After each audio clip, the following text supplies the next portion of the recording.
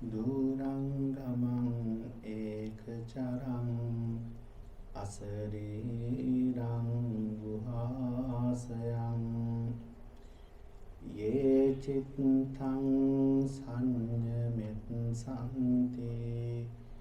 මොක්ඛන්ති මාර බන්ධනාති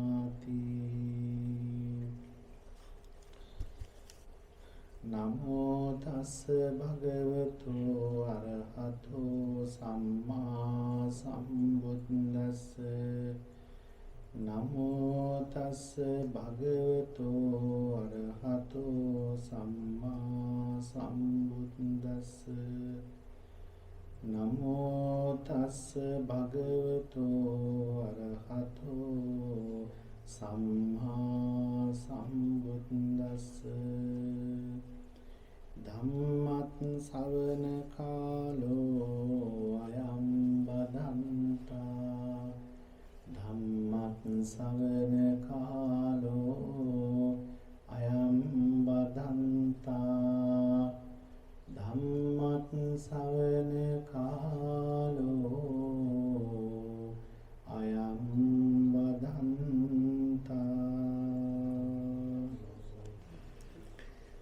වාසනාවන්ත සත්පුරුෂ පින්වතුනි අද උතුම් වෙසක් පුන් 15ක් පොහොය දවස ඔබ හැම කෙනෙකුම බුදුරජාණන් වහන්සේගේ ගුණ මෙහි කරගන්නේ වෙනදට සමාදන් වෙන සීලයට වඩා සිල්පද 3ක් වැඩිපුර සමාදන් වෙමින් අෂ්ටාංග උපෝසත සීලේ සමාදන් වන්නට යෙදුණා. අෂ්ටාංග උපෝසත සීලේ සමාදන් වෙලා සීලවන්ත භාවයට පත් වෙන්න හේතුව තමයි අද දවස තුල තියෙන වැදගත්කමත් ඒ වගේම ඒ වැදගත් දවස තුලින් අපේ ජීවිතයට ගන්න පුළුවන් මොන ආදර්ශයන් වගේම මෙලව ජීවිතේ වගේම සසර ජීවිතය ආලෝකමත් කරගන්නට පුළුවන් ධර්ම මාර්ගය අපේ ජීවිතයට එකතු කර ගැනීම. අපේ පින්වත්නි මම ඔබට ගාථා ධර්මයක් දේශනා කළා. ඒ ගාථාව බුදුරජාණන් වහන්සේ දේශනා කළේ සිත උපමා කරගෙන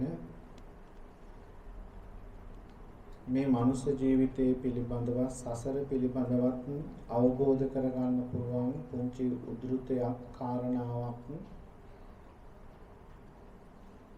බුදුරජාණන් වහන්සේගේ බුද්ධ වචනයෙන්ම අපිට අවබෝධ කරලා දෙන්න. ඊට මත්තෙන්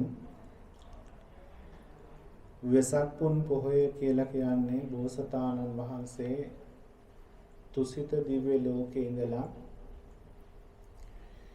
බුදුරජාණන් වහන්සේ බෝසතාණන් වහන්සේ බලාගෙන ඉන්නවා මනුස්ස ලෝකෙ උපදින්න සුදුසු කාලය ලැබෙනකම්. බුදුවරයෙක් මේ ලෝකයට ආවට ගියාට පහළ වෙන්නේ නැහැ. බුදුවරු මේ ලෝකයට අපේ පින්වතුනි හැම වෙලාවෙම පහළ වෙන්නේ නැහැ. එතකොට බුදුරජාණන් වහන්සේගේ ධර්මයේ තුල දේශනා වෙලා තියෙනවා කාලං දීපංච දේසංච කුලම් මාතර මේවච ඒතේ පංච විලෝකෙත්තා උප්පජ්ජන්ති තථාගතා කියලා තථාගතයන් වහන්සේ නම ලෝකේ පහළ වෙන්න කලින් පංච විලෝකණයන් ඒ කියන්නේ පස් මහා බැලුම් බලනවායි කියලා කියනවා. එහෙනම් සාමාන්‍ය විදියට උපදින්නේ නෑ මොනවද මේ පස් මහා බැලුම්? බුදුවරයෙක් ලෝකයට පහළ වෙන කාලයක් තියෙනවා. දැන් අපි හිතමුකෝ මේ මනුස්ස ලෝකේ බුදුරජාණන් වහන්සේ පහළ වෙන්න ඉතා දීර්ඝ කාලයකට එහා පැත්තේ කියන්නේ දීඝනිකාය අග්ගඤ්ඤ සූත්‍රයේ බුදුහාමුදුරුවෝ ලෝකය ආරම්භ වුණ විදිය දේශනා කරන කාලේ මිනිසුන්ගේ ආයුෂ ඉතාම දීර්ඝයි. දැන් අපේ පරමාශ අවුරුදු 50ක් 60ක් 70ක් වුණාට මීට පරම්පරා 3කට එහා පැත්තේ අවුරුදු 100ට එහා හිටියා. ඊටත් එහා අවුරුදු 180කට එහා හිටියා. අවුරුදු 1000ක් මේ විදිහට මිනිස්සුන්ගේ සිත පරිහානියට පත් නොවි දියුණුව තියෙනකොට මරණය පැමිණෙන වේගය අවමයි. පින්වන්ත අය දීර්ඝායුෂව ජීවත් වෙනවා. ඉතින් ආන්ගේ අවුරුදු 10000ක් ලෝකෙ මිනිස්සු සත්වයා මානව වර්ගයා ජීවත් වෙනවා නම් එහෙම නැත්නම් මානව වර්ගයක් නැතුව ඒ කියන්නේ ඝන වුණ ශරීරයක් නැතිව අපේ පින්වතුනි අග්ගඤ්ඤ සූත්‍රයේදී බුදුහාමුදුරුවෝ පෙන්වන්නේ ආබස්සර කියන බ්‍රහ්ම ලෝකේ ඉඳලා ඉස්සෙල්ලාම මේ මනු ලෝකයට පෘථිවියට සිත විතරක් ඇති පිරිසක් තමයි ඉස්සෙල්ලාම පැමිණියේ. එතකොට ඒ අයගේ ආයුෂ ඉතාම දීර්ඝයි. එවැනි කාලයක බුදුවරයෙක් පහළ වෙන්නේ නැහැ. මොකද එවැනි කාලයක පහළ වෙලා දුක පිළිබඳව සසර බුදුහාමුදුරුවන්ගේ ධර්මයේ සසර අවබෝධ කරගෙන නිවන් දැකීම. එහෙනම් නිවන් දකින්න නම් බුදුරජාණන් වහන්සේගේ ධර්මයේ තුල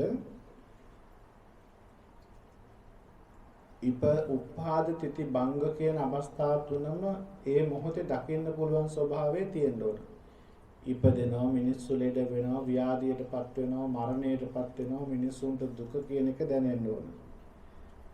ආන්ගේ කාලේ එනකම් බෝසතාණන් වහන්සේ නම තුසිත දිව්‍ය ලෝකයේ ඉන්නවා, මනුස්ස ලෝකෙට එන්නේ නැතුව.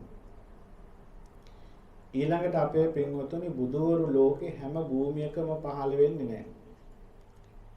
ඉන්දියාව කියලා කියන්නේ මහා පින්වන්ත භූමියක්.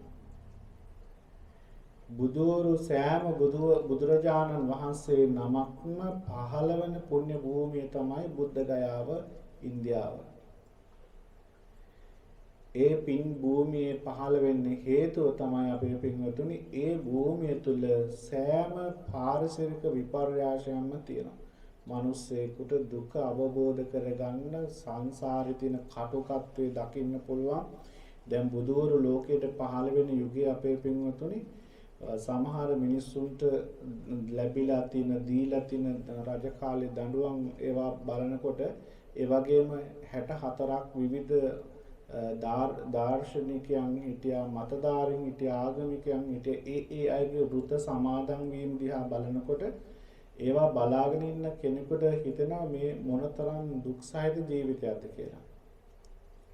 ඒකට බුදුවරයෙක් එහෙම සුදුසු රටක් භූමියක් බලලා තමයි උපදින්නේ.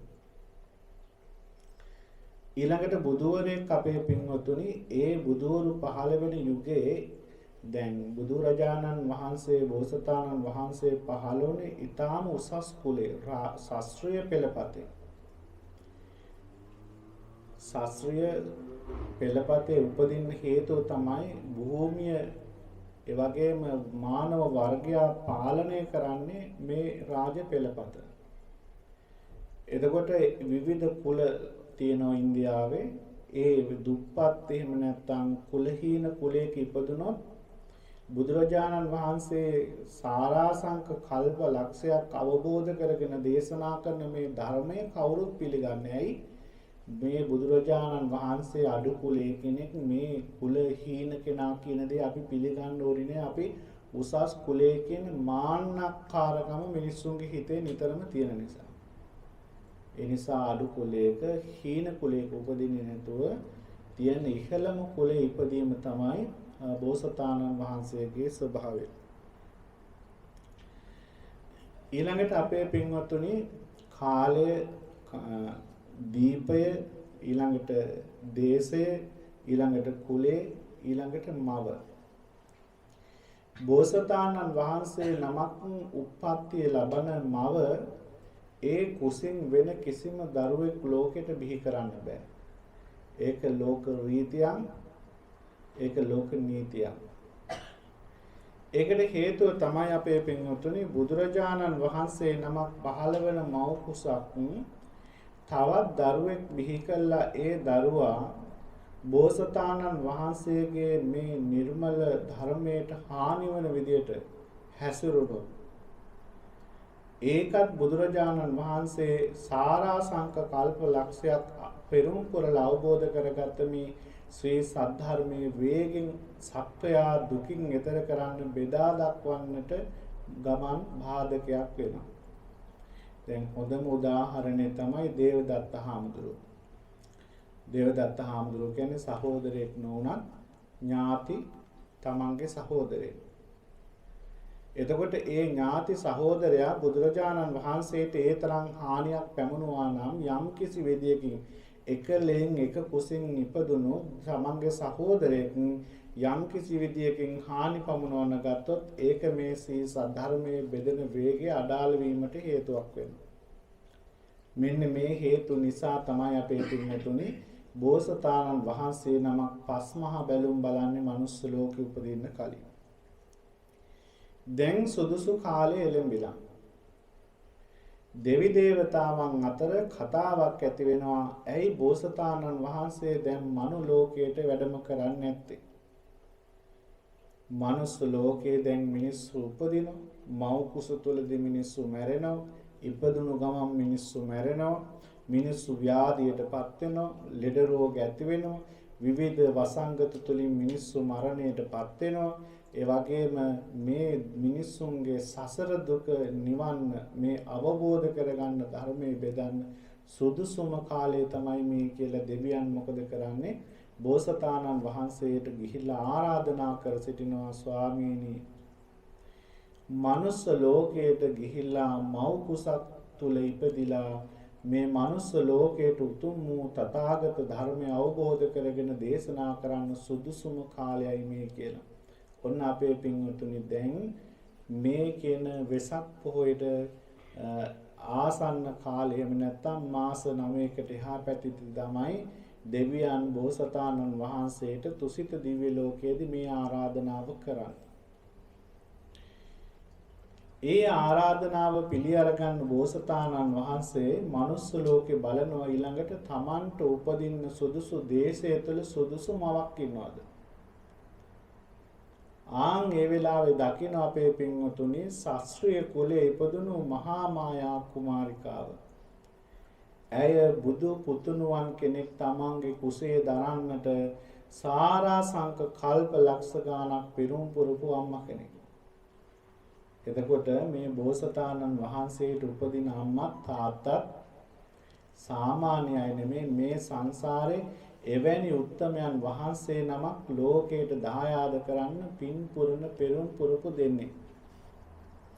ඒ වගේම දැනගන්නවා මහා මායා දේවිය මව් කුසින් සිද්ධාර්ථ කුමාරයා මේ මනුස්ස ලෝකයට බිහි කරපුවාම දවස් 7යි ජීවත් වෙනවා.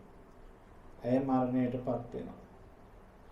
අපේ පින්වතුනි ආන් මේ විදියට බෝසතාණන් වහන්සේ මව් කුස පිළිසිඳගෙන බෝසතාණන් වහන්සේ මනුස්ස ලෝකයට උප්පත්ති ලැබුවේ අද වගේ දවසක.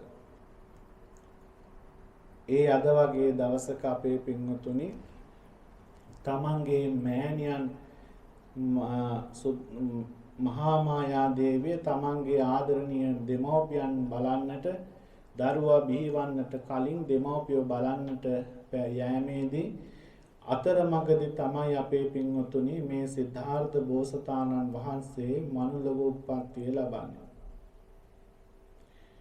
ඊළඟට අපේ පින්වතුනි බුදුරජාණන් වහන්සේගේ උතුම් වූ බුද්ධත්වයට පත්වීම. ඒ බුද්ධත්වයට පත්වීමත් සිද්ධ වන්නේ මේ උතුම් වූ වෙසක් පුර 15ක් පොය දවසේමයි. ඒ බුද්ධත්වයට පත් වුණු බෝසතාණන් වහන්සේ බුදුරජාණන් වහන්සේ 80 ඉක්මීමේදී මේ තුන් ලෝකයේම ජීවත් වන දෙවියන් බඹුන් මරුන් කියන මේ සියලු සත්වයාම හඬවමින් කෙලෙස් බරින් යුතු සියලු දෙනාවම හඬවමින් අපේ පින්වතුනි උපවර්තන සල්ුවේනේදී දෙවි දේවතාවන් වහන්සේලාගේ සාදුනාදයේ මැද දස දහස් ගණන් මහරහතන් වහන්සේලා මහා සංඝ රත්නයේ පිරිවරාගෙන ඒ වගේම ලෝකේ පුරාම යම් යම් රාජ්‍යයන් පාලනය කර යම් ඒ රාජ්‍ය නායකයන් ප්‍රභූන් ඒ වගේම 12 මහා ජනපදවල නායකයන් ප්‍රභූන් සියලු දෙනාම බෝසතාණන් වහන්සේ වට කරගෙන ඉදී. උන්වහන්සේගේ අවසාන බුද්ධ වචනය වෙන අප්පමාදේන සම්පාදේත කියන බුද්ධ වචනේ දේශනා කරමින් අවසාන හුස්ම පොද මේ වාතලයට මුසු කරන්නට යෙදුනෙත් අපේ පින්වතුනි මේ අද වගේ වෙසක් පුන් පොහොය දවසකමයි.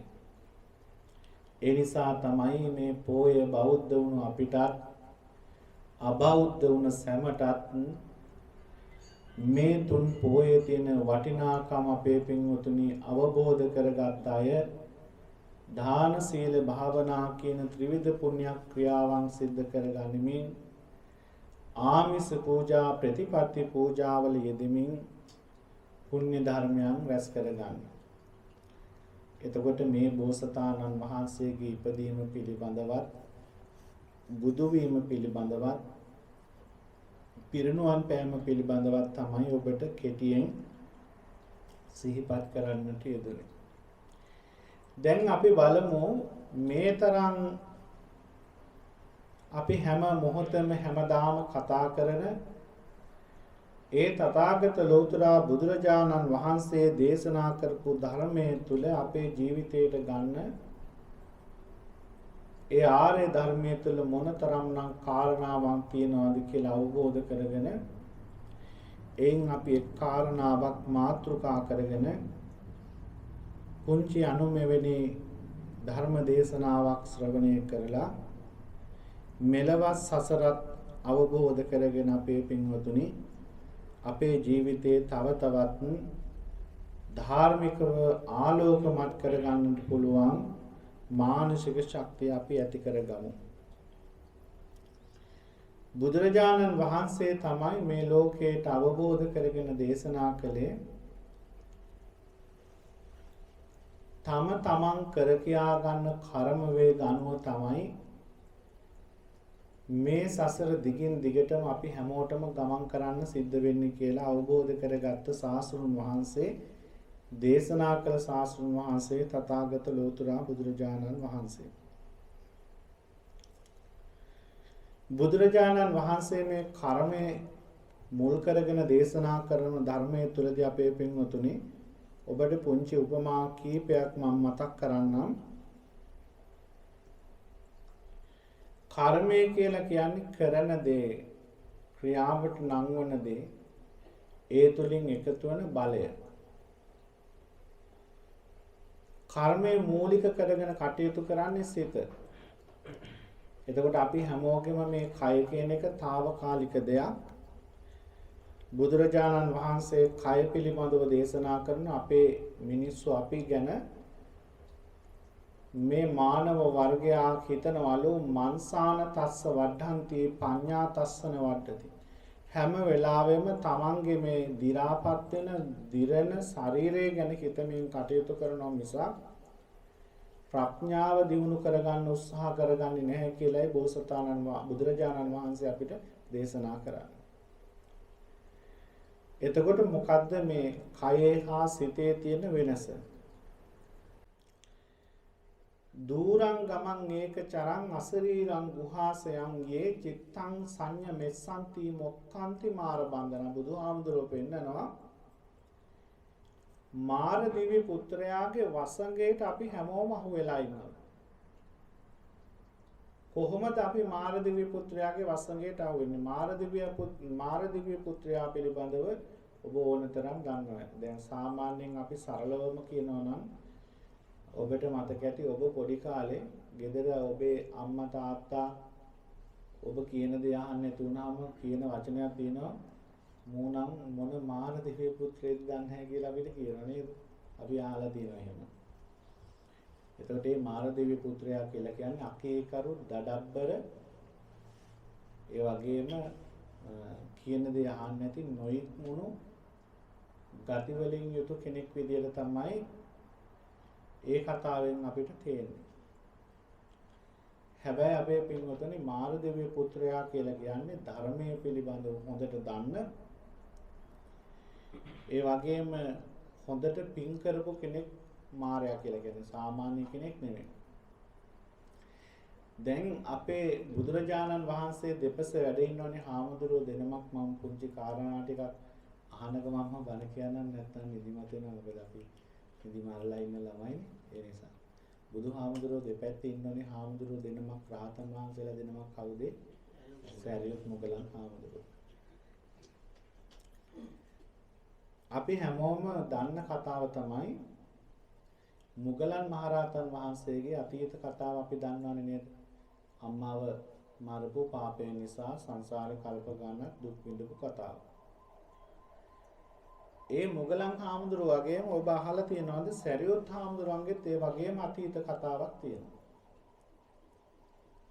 සැරියුත් හාමුදුරුවෝත් අතීත සංසාරේ මේ අපි හිතන තරම් සාමාන්‍ය කෙනෙක් නෙමෙයි අපේ පින්වතුනි.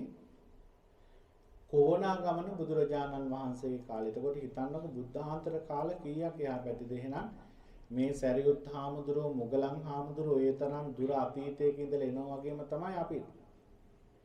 දැන් අද මෙතන ඉඳගෙන මේ බණහන මේ ඇත්තොත් බණ කියන මමත් මීට පෙර සංසාරේ බුදුරජාණන් වහන්සේලා ලෝකයට පහළ වෙලා හිටිය අවදිවල අපිත් ඉපදිලා ඉන්නේ නැති. හැබැයි අපේ මනස දියුණු වෙලා තිබුණේ නැහැ. ඒ බුදුරජාණන් වහන්සේ දේශනා කරන ධර්මය අවබෝධ කරගෙන නිවන් දකින්න. ඒ නිසා අපි තාමත් මෙරි උපදිනවා. එතකොට මේ මුගලන් මහරහතන් වහන්සේ වගේම මේ සැරියුත් මහරහතන් වහන්සේ අපේ පින්වතුනි කොණාගමන බුදුරජාණන් වහන්සේගේ කාලේ ඉපදිලා හිටිය මාරදිව්‍ය පුත්‍රයා. ඒතකොට සාමාන්‍ය කෙනෙක් නෙමෙයි මේ. අර කියපු දඩබ්බර ගතිගුණ වලින් පිරුණු කෙනෙක්. මාරයාගේ ස්වභාවය කොහොමද බුදුහාමුදුරුවෝ එක තැනක පෙන්නනවා. මාරදිව්‍ය පුත්‍රයා කැමති නිතරම තමන්ගේ පිරිවර වැඩි වෙනවා නම්. කවුද මාරදිව්‍ය පුත්‍රයාගේ පිරිවර? සතර අපායේ උප්පත්තිය ලබන සියලුම නිරි සත්වයන් මාරදිව්‍ය පුත්‍රයාගේ පරිවාර සම්පත්තිය. දැන් අපි කැමති නැද්ද මනුස්ස ලෝකෙ මිනිස්සු වැඩි වෙනවා නම්? මිනිස්සු ඉපදෙනවා නම් අපි කැමති. අපේ පවුලේ කවුරු හරි තව තවත් දරුවෙක් උපදිනවා නම් අපි කැමති. රටේ ලෝකෙ මිනිස්සු ඊටාම සාමකාමීව බොහෝම මිනිස්සු පිරීලා ඉතිරිලා ඉන්නවා නම් අපි කැමති. මේ මනුස්ස ලෝකෙ උපදිලා මිනිස්සු පින්දහම් සිද්ධ කළා සසර කෙටි කරගන්නවට සක්දෙවිඳු කැමති වගේ මාරදිව්‍ය පුත්‍රයා කැමති එයාගේ සතර අපායේ මේ මනුස්ස ලෝකෙ ඉපදෙන අය මරණයටපත් වෙලා එයාගේ අවීචිමා නරකාදී දුක් වේදනා විඳින පැහැෙන ඉපදෙන වේදනා විඳින තැන්වල උපදිනවා නම් එයා කැමති.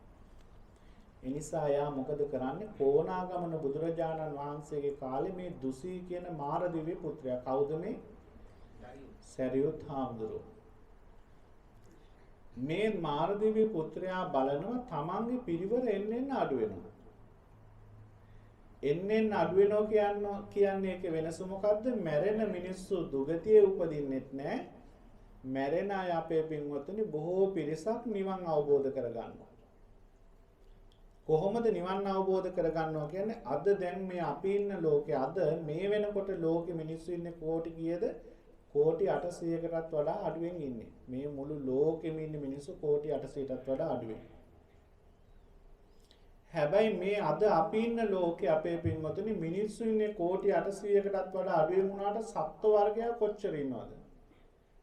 දැන් මුහුදක බලන්න මාළු කොච්චර ඉන්නවදනේ? මහ පොළොවේ බලන්න කූඹි කොච්චර ඉන්න. මේ හැමෝම කවුද? පෙර සංසාරේ මිනිස්සු. යම් තැන් වරදිනකොට වරදින තැන් හදාගන්න බැරි වුණා. මෙයාලා ගිහලා උපදින්නේ නරක දුගතිය නරකේ. ඒ නරකේ උපදින්නේ කර්ම වේගනෝ. දැන් මාළුවෙක් වෙලා උපදින්න, සතෙක් වෙලා උපදින්න, ප්‍රේතෙක් වෙලා උපදින්න, යක්ෂයෙක් වෙලා උපදින්න ඒ මනුස්ස ලෝකෙදි කරගන්න කර්ම වේග ආසන්න කර්මයන් බලපානවා. ඒ කියන්නේ දැන් අපි හිතමුකෝ ගොඩාක් අකුසල් කරපු කෙනෙක් ඉන්නවා.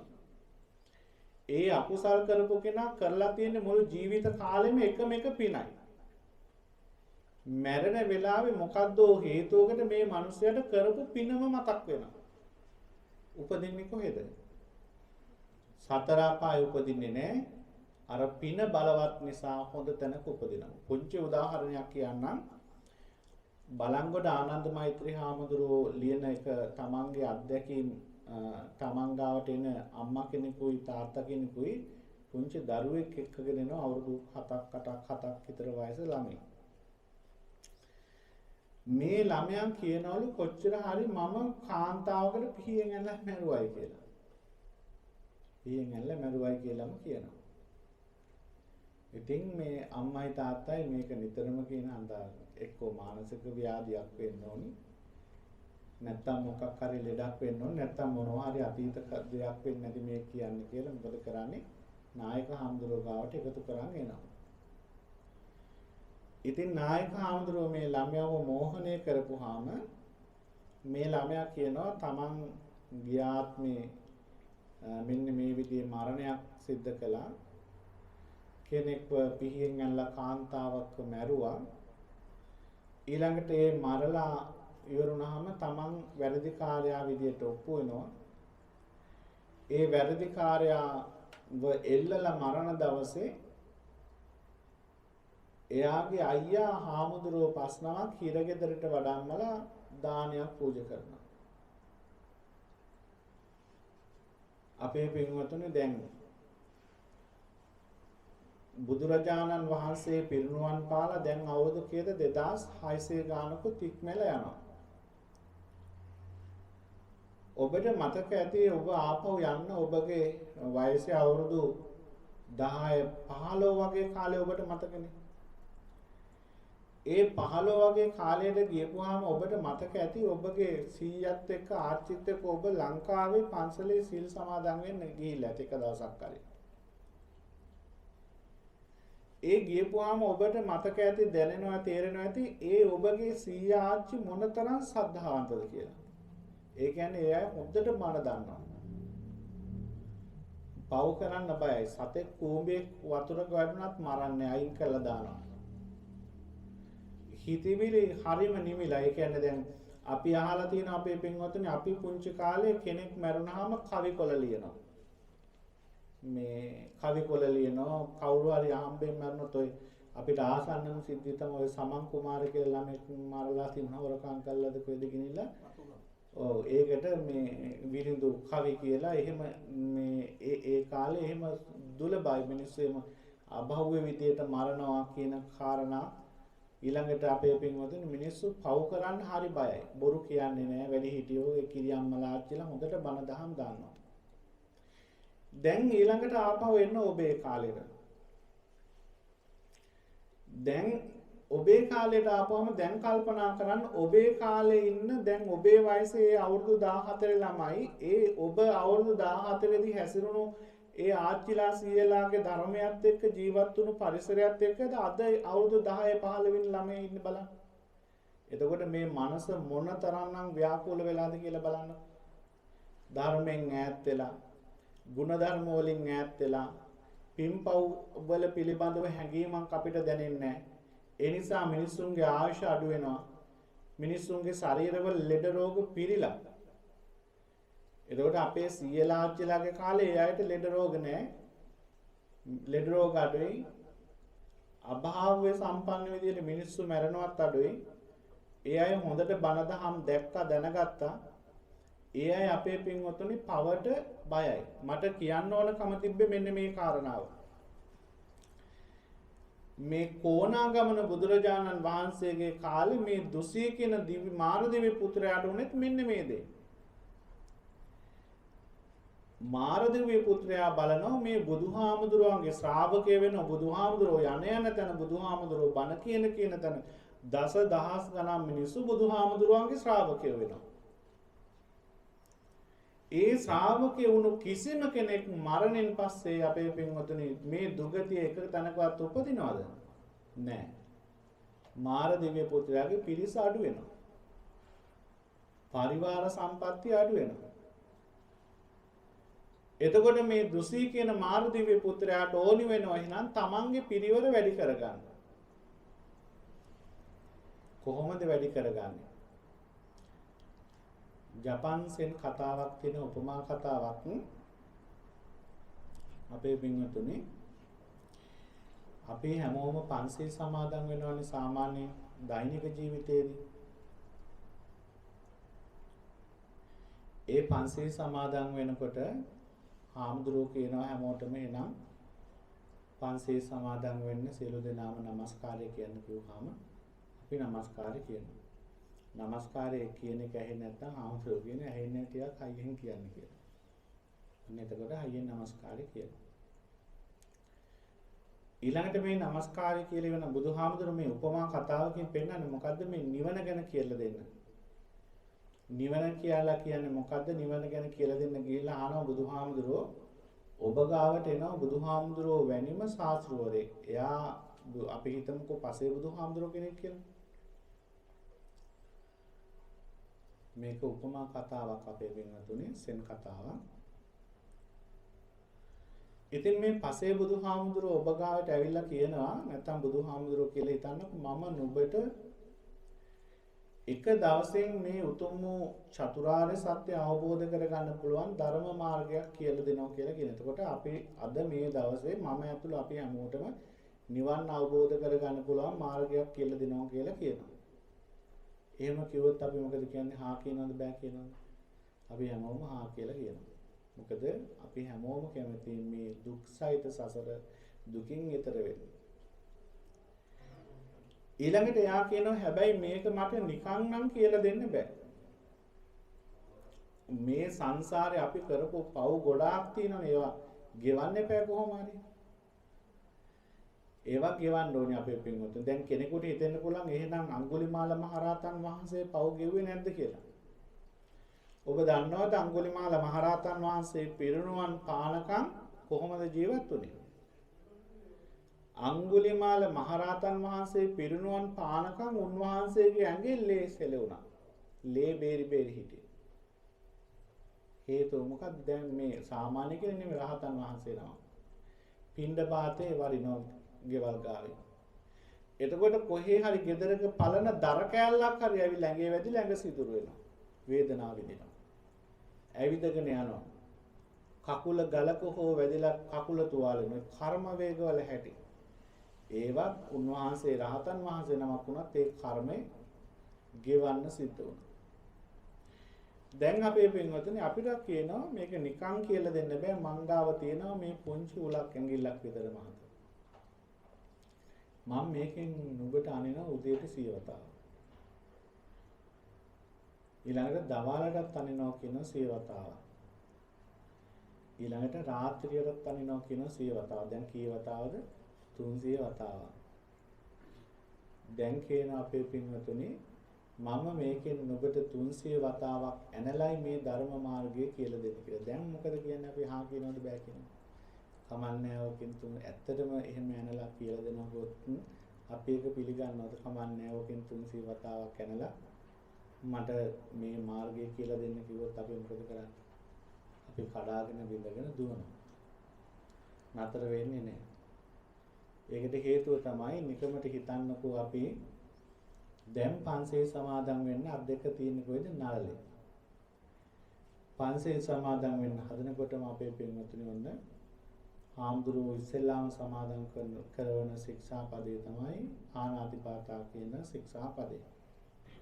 ප්‍රාණඝාත කරන්නේ නැහැ කියලා අපි පොරොන්දු වෙලා මේක ශබ්ද නගලා උච්චාරණය කළා කියනකොටම කොහෙන් හරි කැරකිලා එන පුංචි වඳුරෙක්. ඇවිල්ලා මේ සතා ඇඟේ වහලා විදිනකොටම මොකද්ද කරන්නේ? සික්ඛාපදං කියලා සිටියේ ගාල එකක් දෙනවා වඳුර වගේ කෑලිවත් හොයා ගන්න හම්බෙන්නේ.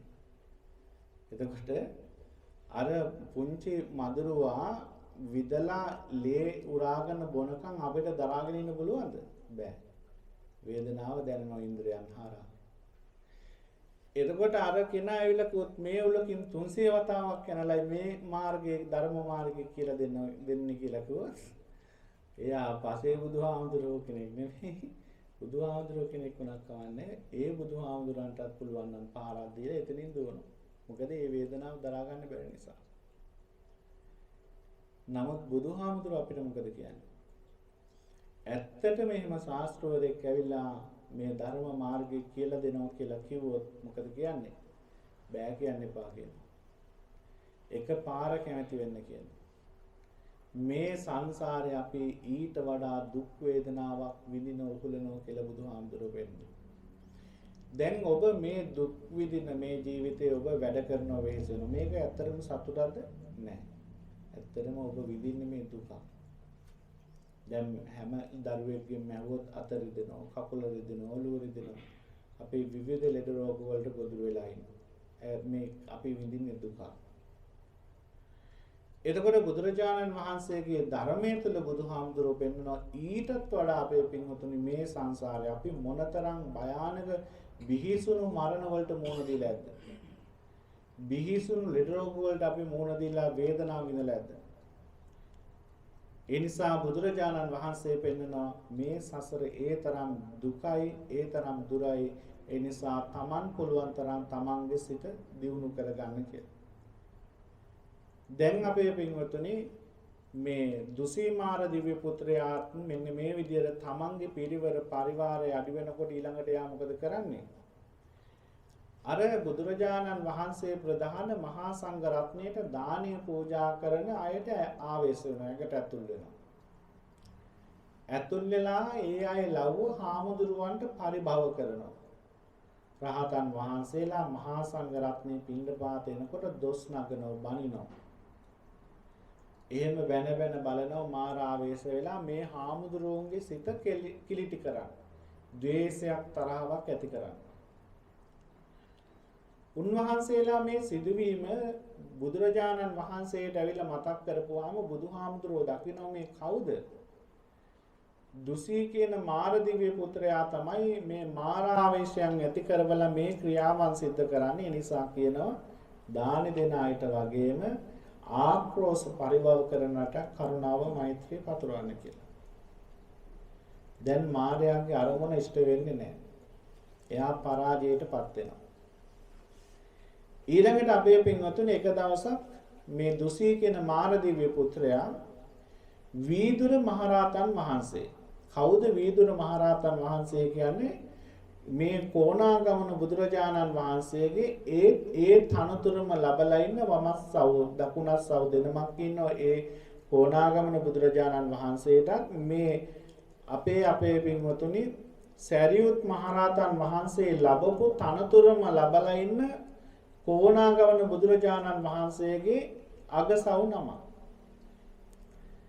මේ හාමුදුරුවෝ පිණ්ඩපාතේ වැඩම කරන වෙලාවේ අර පුංචි සෙල්ලම් කර ඉන්න දරුවෙකුගේ ඇඟට ආවේශ වෙලා ගලකින් ගහනවා මේ මහරහතන් වහන්සේගේ සිරසට. ඒ ගල වැදිලා මහරහතන් වහන්සේගේ හිසින් ලේ ගලන්න ගන්නවා. දැන් ඔබ හිතන්නේ මේ කොයිතරම්නම් පාප කර්මයක්ද කරගත්තේ කියලා. මේ දුසී කියන මාරදිව්‍ය පුත්‍රයා මාරදිව්‍ය පුත්‍ර ආත්ම භාවයේ උපදින්න කොයිතරම් පින් කරලා තිබුණා.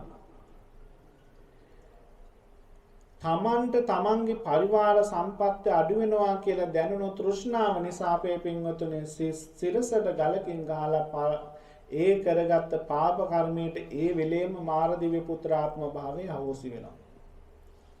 අහෝසි වෙලා ඊළඟට උපදින්නේ කොහෙද? අවීචි මහ නරකාදී. අවීචිමා නරකාදී කල්ප ගානක් දුක් වේදනා විඳිනවා. දැන් කල්පේ ආශ ඔබ දන්නවා, ඔබට මතක් කරන්න ඕනි නැහැ. කල්ප ගානක් මේ නිරේ අපේ පින්වතුනි එක අපායට වැටෙමින් දුක් වේදනා විඳිනවා. ගූඩ නිරේට, උණුවලු නිරේට, අසිපත්තර නිරේට, වේතරණී නිරේට, කටුඹුල් නිරේට මෙහෙම එකින් එක තමන් කරගත්ත කර්ම වේගයේ ගෙවලා ඉවර වෙනකන් දුක් වේදනා විඳිනවා. බුදුරජාණන් වහන්සේ දේශනා කරන මේ අපාය සංකල්පය අපේ පින්වතුනි ඔබ සමහර විට අහලා ඇති පහුගිය කාලේ ලංකාදීප පුවත්පතේ එක ලිපියක් පළ වුණා. ඇමරිකාවේ ඉන්න ශල්‍ය වෛද්‍යවරයෙක් තමන්ගේ මරණය අත්දැකීමක් කියනවා. හදිසි සත්කමක් කරන්න සිද්ධ වෙනවා. ඒ සත්කම කරන වෙලාවේ සිහි මුර්ජා සිහි නැති කරනවා. එයා අපේ පින්වතුනි සිහි ආවට පස්සේ එයාට මූණ දෙන්න සිද්ධ වුණු ඉරණමක් අවස්ථාවක් පිළිබඳව යා මේ විදිහට කියනවා. සිහි නැති කරන වෙලාවෙම මෙයා ශරීරයෙන් ඈත් වෙලා අයින් වෙලා යනවා. ඒ කියන්නේ ඇස්ට්‍රල් බොඩි එක විඥානේ ඉවත් වෙනවා ශරීරයෙන්. එයා කියනවා එයා පා වෙලා ඇදිලා ගියා කියලා. ඒ ඇදිලා යන්නේ රස්නේ පැත්තකට. ඈතට ඇදිලා යනකොට එයා කියනවා එයා දැක්කා කියලා හැම පැත්තෙම. ඒ කියන්නේ හතර වටෙන්ම ගින්දර පිරුණු ගිනි ඇවිලෙන මහා විශාල තාප්පවලින් පිරුණු මහා ගිනි ජාලාවක් මම දැක්කා කියනවා. ඒ තාප්පේ අතර තියෙන දොරටුව ගාව හැඩි දැඩි මිනිස්සෙක්. මෙයා දිහා බලාගෙන මෙයාට එහාට එන්න කියලා කතා කළාලු. නම කියලා කතා කළා කියලා කියන්නේ. එතකොට Tamanට කතා කරනකොට එයා කියනවා එයා ඒ පැත්තට ඇදිලා ගියා. යන්න ළඟට යන්න ඇඟ පිච්චෙන රස්න දෙනෙන්න ගත්තා කියලා. ඊළඟට එකපාරට මෙයාගේ ඉස්සරහා නිකන් හිම වලාවක් පිරුණා වගේ ශ්වේත වර්ණයෙන් පිරුණු ඊටාම ලස්සන ප්‍රියමනාප කෙනෙක් පෙනීදලා එයා කිව්වලු දැන් මම ඔයා ඔහෙට යන්න ඕනේ ආපහු හිටපු තැනට යන්න කියලා මෙයාට කතා කරලා තිනු ආදරේ. ඒ ආදරෙන් කරුණාවෙන් කතා කරන අර ඇඟට සනීපයක් දැනෙන කෙනා කතා කරනකොට වේගෙන් එහාට ඇදිලාවිලා. ඒ කියන්නේ ආපහු මෙයා යන්න ගියපු ගමන නතර කළා තියෙන අවශ්‍ය හා කර්මයේ බලවත් නිසා ශරීරයට ආවා. එතකොට ඇස්සරලා බලනකොට එයා ඉන්නේ ඇඳේ වාට්ටුවේ ඔපරේෂන් ඔක්කොම ඉවර කළා සිහිය දැන් ඇවිල්ලා. අපේ පින්වතුනි එයා තමන්ගේ දරුවට තමන්ගේ මරණය අත්දැකීම කියනවා. එතකොට තමන් කරපු යම් දේවල් නිසා මරණයටපත් වෙලා අකුසල් ඇති තැනක එහෙම නැත්නම් බුදුරජාණන් වහන්සේගේ ධර්මයේ තුල අපි කියන්නේ අපාය, දුගතිය. දුගතිය ඉපදෙන්න ගියප එක රෝගීන් සුවපත් කරන වෛද්‍යවරයෙක් නිසා ඒ කුසලයේ බලයෙන් නැවත මනුස්ස ලෝකයට එන්න පුළුවන්කම ලැබුණා. එයාට ඉන්න එකම දරුවට උපදෙස් දීලා මේ අය එදා ඉඳලා අද දක්වාම තමන් සතු දේවල් අන් අයට දන් දෙමින් පුළුවන් හැම වෙලාවෙම ලෙඩුන් සුවපත් කරමින් තමන්ගේ ජීවිතේ හැම වෙලාවම අන් අයගේ යහපත වෙනුවම කටයුතු කරන මක්නිසාද මේ ජීවිතේ පිළිබඳව තේරුම් අරගෙන දැන් හිතන්න ඔබ අපි ඉන්නේ කොතනද කියලා. එතකොට මේ දුසීමාර දිව්‍ය පුත්‍රයාගේ කතාවත් ඔබට දැන් හිතාගත්ත හැකිනේ. එහෙනම් එදා බුදුරජාණන් වහන්සේගේ වැඩ හිටිය කාලේ කොහොම තියෙන්න කොහොම වෙන්නට ඇද්ද කියලා. මේ මාර දිව්‍ය පුත්‍රයා මාර දිව්‍ය පුත්‍රාත්ම භාවයෙන් අහෝසි වෙලා මේ දුගති වල ඉපදෙමින් දැන් පැහැෙනවා පීඩාවෙන් කෑ ගන්නවා වේදනාව විඳිනවා. දැන් අපේ පින්වතුනි අපි අපිට උපමා කරන ගමන් ඔබ උපමා කරගන්න ඔබ හිතන්න නිකමට දැන් මේ ආත්මේ අපිට අම්මා තාත්තා දෙන්නෙක් ඉන්නවනේ. මේ ආත්මේ වගේම අපි හැමෝටම ගිය ආත්මේ එපිට ආත්මේ මෙහෙම බලපුවම මේ සංසාරේ අම්මලා තාත්තලා කොච්චර ඉන්නේ නැද්ද? ඒ අම්මලා තාත්තලා වගේම ස්වාමිවරු හිටියා, බිරින්දෑවරු හිටියා, දරුවෝ හිටියා, නෑදෑයෝ හිටියා, මොනතරම් පිරිවරක් අපිට හිටියද? හැම ආත්මිකම බලපුවා. එතකොට අපි අද මේ වෙසක් පුන් පොහොය දවසේ ලෝතුරා බුදුරජාණන් වහන්සේගේ සෙවණේ ඉඳගෙන මේ බණ අහන භාවනා කරන මේ වෙලාවේ මේ මොහොතේ ඔබට මීට කල්ප 10කට කල්ප 100කට එහා පැත්තේ ජීවිතයේ දුන්න ඔබේ අම්මලා තාත්තලා අද මේ වෙලාවේ මොනතරම් දුගතියේ අවීචයේ පැහැෙන අය ඇත. ඒ අය කෑ ගහනවා, බේර ගන්න කියනවා, වේදනාව විඳින්න බෑ කියනවා, පිච්චෙනවා කියනවා, දරා ගන්න බැරුව අඬනවා. නමුත් ඒ කුසින් බිහි වුණු අපේ විඥානය අද අම්මා තාත්තගේ දරුවෝ විදියට ඉපදිලා මෙතන ඉඳගෙන අද බණ අහනවා. හැබැයි සංසාරේ අපේ දෙමව්පියෝ තාමත් දුගතියේ පිච්චෙනවා, පැහැෙනවා, දුක් වේදනා විඳිනවා. ඒ නිසා තමයි බුදුරජාණන් වහන්සේ පෙන්වන්නේ මේ සසර ඒ තරම් භයානකයි කියලා.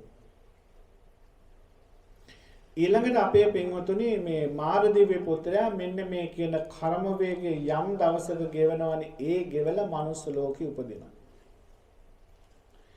මනුස්ස ලෝකෙ ඉපදුනත් අර කර්ම වේගයේ තාම අඩුවක් ඉවරයක් වෙන්නේ නැහැ.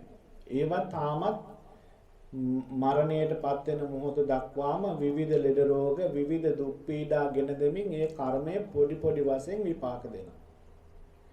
ඒ ගෙවලා ඉවර වෙලා අපේ බුදුරජාණන් වහන්සේ ලෝකේ පහළ වුණ අවදියේ තමයි සාරිපුත්‍ර බැමිණියට දාව පුතුණුවන් කෙනෙක් විදිහට ඉපදිලා ඒ පෙර සංසාරේ කරපු පාරමිතා ධර්මය අනුව අපේ පින්වතුනි සැරියුත් මහරහතන් වහන්සේ නමින් ප්‍රසිද්ධව බුදුරජාණන් වහන්සේගෙන් විවරණ ලබා ගන්නවා. එහෙනම් අපි දැන් කල්පනා කරගන්නට ඕනි මේ සංසාරය මොනතරම් දුක් සහිතද මොනතරම්නම් භයානකද කියලා. දැන් මේ කර්මයේ එක තැනක්. ඊළඟට අපේ පින්වත්නි බුදුරජාණන් වහන්සේ අපිට තවත් දේශනා කරනවා මේ කර්මයේ පිළිබඳව හොඳින්ම අවබෝධ කරගන්න පුළුවන් අවස්ථා දෙකක් ඔබට මම පෙන්වන්නම්. බුදුරජාණන් වහන්සේ කිතව සූත්‍රයේදී පෙන්නනවා කිතව කියන මහා නරපතියා මුළු මගධේම පාලනය කරපු කුමාරයා තමන්ගේ හිතේ තිබුණු මේ අන් අයව පහත් කරලා දැකීමේ ගුණය නිසා ඒකට අපි කියනවා උද්ධච්චකම කියලා කියනවා. ඊළඟට අපේ පින්වතුනි බුදුරජාණන් වහන්සේ මේ මනුස්ස ජීවිතයේ ඇතිවන මද 32ක් ගැන කියනවා. ඒයින් භයානකම මදේ තමයි යොබ්බන මදය කියන්නේ. මොකද්ද යොබ්බන මදය කියන්නේ? තරුණ කමින් මත්වීම. සාමාන්‍යයෙන් අපි තරුණ වයසට ආපුවාම මේ ධර්මයේ පිළිබඳව අවබෝධයක් නැති වුණාම අපි ගොඩාක් වෙලාවට හිතන දේ කරන පුරුද්දක් තියෙනවානේ. දඩබ්බර ගති වැඩි. මේ යොබ්බන මදය කියන එක හරියට පරිශීලනය කළේ නැත්නම් දුගතිය උපදින්නට හේතු වන ප්‍රධානම කාරණාවක් තමයි මේ කිතව රජුරවන්ට වගේම මේ යොබ්බන මදයෙන් මත්වීම. එයා මොකද කරන්නේ? තරුණ කමින් මත් වෙලා Tamanට ගරු බුහුමන් කළේ නැහැ කියලා පසේ බුදුහාමුදුරුවෝ කෙනෙකුගේ දානේ පාත්‍රයක් පොළවේ ගහපු පවට ඒ වෙලාවේ පපුව පැලිලා මරණයටපත් වෙලා. දැන් අද නම් කියන්නේ heart attack එකක් කියලා. එතකොට මරණයටපත් වෙලා අපේ පින්වතුනි උපදින්නේ කොහෙද? දුගතිය. ඒ කර්මයේ විපාක දුන්නු ආසන්නම අවස්ථාවක්. මේක දිග කතාවක්. නමුත් මේ කාරණාව පැහැදිලි කරන්න විතරයි මේ මාතෘකා පාඩේ ගන්නෙ. ඊළඟට අපේ පින්වතුනි බුදුහාමුදුරුවෝ වැඩ හිටිය කාලේ ඊළඟට බුදුහාමුදුරුවෝ ගාවට පැමිණෙනවා හාමුදුරුවන් පිරිසක් නැවක ගමන් කරන. මේ නැවේ ගමන් කරන හාමුදුරුවෝ පිරිස දකිනවා නැව විශාල කැළඹීමකට මුහුදු කැළඹීමකට අහු වෙලා නැව මුහුදුපත් වෙන්න හදන වෙලාවේ නැවේ කපිතාන් මේ ඔක්කොම රුවල් නැවක් නැවේ කපිතාන් මේ ඔක්කොම එක තැනකට ගෙනල්ලා කියනවා මේ නැවේ ඉන්න කවුරු හරි පව් කරපු කෙනෙක්. මේ පව් කරපු කෙනා තෝරගෙන මොනියම් ක්‍රමයකින් හරි මෙයාව මුහුදට විසික් කරන්න ඕන. ඒ මුහුදට විසික් කළොත් විතරයි අපිට මේ නැවේ යන්න පුළුවන් වෙන්නේ. දැන් මොකද කරන්නේ? තුන්ඩු ලියලා ඔක්කොම එන්න කියලා එක පොදියට ඉඳලා තුන්ඩු ටික දානවා එක එක ගන්න කියලා. අර විශේෂ සටහනක් දාපු තුන්ඩු හම්බුනේ කාටද? නැවේ කපිතාන් වරයාගේ බිරිඳට. විසික් කරයිද ඉතින්? කපිතාන් තමන්ගේ බිරිඳ විසික් කරන්න කොහොමත්ම කැමති නැහැ. එයා කියනවා මේක වෙන්න බැරි දෙයක්. මගේ බිරිඳ කවදාවත් පව් කරන්නේ නැහැ. දැන් අපි ලංකාවේ ඉන්න කාලේ අබහුවේ විදියට කෙනෙක් මැරුණාම පොඩි දරුවෙක් හරි වැඩිහිටියෙක් හරි කවුරු හරි මැරුණාම කියනවනේ කවදාවත් පව් කරන්න මට හොඳට මතකයි අද වගේම එක දරුවෙක් ලැබුණු අම්මා කෙනෙක්. එයා හදිසියෙම මේ පුංචි දරුවෙක් ඉන්නේ හදිසියෙම රෝගාතුර වුණා. රෝගාතුර වුණාට පස්සේ මේ පන්සලට ආවා එයාට සෙත් පතන්න නිරෝගී සුවය පතන්න බෝධි පූජාවක් තියන්න. එතකොට මම මහණ වුණ අලුත කොහොම පුංචි දවස් 4ක් විතර බෝධි පූජා තියපියා ඉන්නකොට මේ අම්මා එයා ගෙනාපු ආවිෂ තැල්ලා මැරුණා. එතකොට මැරුණාම දැන් පාන්සුපුරේ වෙලාවේ එයාගේ මහත්තයා අම්මලා කොහොම දැන් කෑග ගහනවා මේ පුරා කුඹේකටවත් වරදක් කරපු නැති මගේ දුව මැරුණේ. ඇයි එහෙම මැරුණේ? මේ තරම් අඩු වයසින් මේ පොඩි දරුවෙකුත් ඉන්නවා. ඉතින් මෙහෙම මැරෙන්න හේතුවක් නැහෙනි. මේ පොඩි හාමුදුරුවෝ බෝධි පූජා තිබ්බා. අපි ගොඩාක් පින් කළා. අපි විශ්වාස තිබ්බා අම්මා ජීවත් වෙයි කියලා. ඒ වුණාට එයා බේර ගන්න බැරි වුණානේ මැරුණානේ කියලා කියනවා.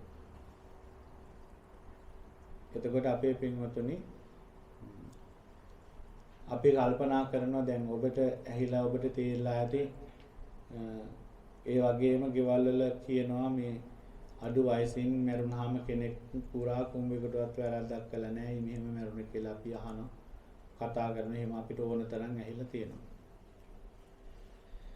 ඉතින් මේ සිටුවරයා මේ නැව් කපිතාන්වරයා ඒ විදිහටම කියනවා මේ කාටවත් වැරද්දක් කරපො නැති කෙනෙක් ඇයි මෙහෙම වෙන්න බෑ මේක මොකක් හරි වැරදීමක් ආයෙ තුන්ඩු දාමු කියනවා. දැන් අනිත් අය කැමති නැහැ තුන්ඩු දාන්න අදිස්සියේ වැරදිලා හරි වෙන කෙනෙකුට තුන්ඩුවව එයාව මොහොතේ විසික් කරනවා. අපි කවුරුත් කැමති නැහැ එහෙම මැරෙන්න. දැන් අරයට ඇඟිල්ල දික් කරනවා ඔයාට තුන්ඩු ඇවිල්ලා තියෙන්නේ ඔයා මොහොතට යන්න ඕනේ කියලා. නිකමට දැන් මේ පින්වතුන් හිතන්නකෝ ඔය කට්ටිය නැවේ යන්නේ. හදිසියෙම මෙතන ඉන්න එක මහත්තයෙක් සුමිත් මහත්තයාට තුන්ඩුව වැටෙනවා. දැන් ඔයාලා මොකද කරන්නේ? සුමිත් මහත්තයා කියනවා මම පුරාග කුඹයකටවත් වරද්දක් කළා නෑ. මම නම් මේ කර්ම කළා වෙන්න බෑ. අපි ආපහු තුන්ඩුව දාමු කියනවා. ඔයාලා ඔක්කොම එකතුලා කැමති වෙනවද ඒකට? බෑ. බෑ කියනනේ සුමිත් මහත්තයා ඇඟිල්ල දික් කරනවා. සුමිත් මහත්තයා දාන්න මාතන මොකද? ඒ වගේ තමයි හිතන්නකෝ දැන් මේ නැවේ තත්ත්වය කොහොම වෙන්නේ නැද්ද කියලා. නැව් කපිතාන් මොකද කරන්නේ? කොහොම හරි කරලා යා නැවේ කපිතාන්නේ යානේ නායකයා බලවතානේ. බලයේ තියෙන තැන කොහොමත් කොහොමනේ. එයා මොකද කරන්නේ? මොන හරි උපක්‍රමයක් යොදලා ආපහු පාරක් මේක බෙදමුයි කියලා අර තුන්ඩු ටික එකතු කරලා ආයෙ තුන්ඩු දානවා. ඒ පාර මොකද වෙන්නේ? ඒ තුන්ඩු යාට වෙනවා. නැවේ කපිතාන්වරයාගේ නෝනට වෙනවා. දැන් කපිතාන්වරයා නෑ කියන හදනකොට ඔක්කොම එකතු වෙලා නෝනා උස්සලා දාන හොඳට. එහෙම දාලා ටික වෙලාවක් යන්නේ අර මොහොතේ කැළඹිල්ල අඩු වෙනවා. දැන් අපි අහලා තියෙන විහාරමාදේවගේ කතාවත් ඔය වගේමනේ. තෙල් කටාරමක දාලා මහරහතන් වහන්සේ නමක් බැදපු පවට මුහුද ගොඩ ගැලුවයි කියලා අපි අහලා තියෙනවා. එතකොට ඒ කර්ම වේගය නිසා කියන්නේ මේ මහ පොළොව නුකුලන අපරාධයක්.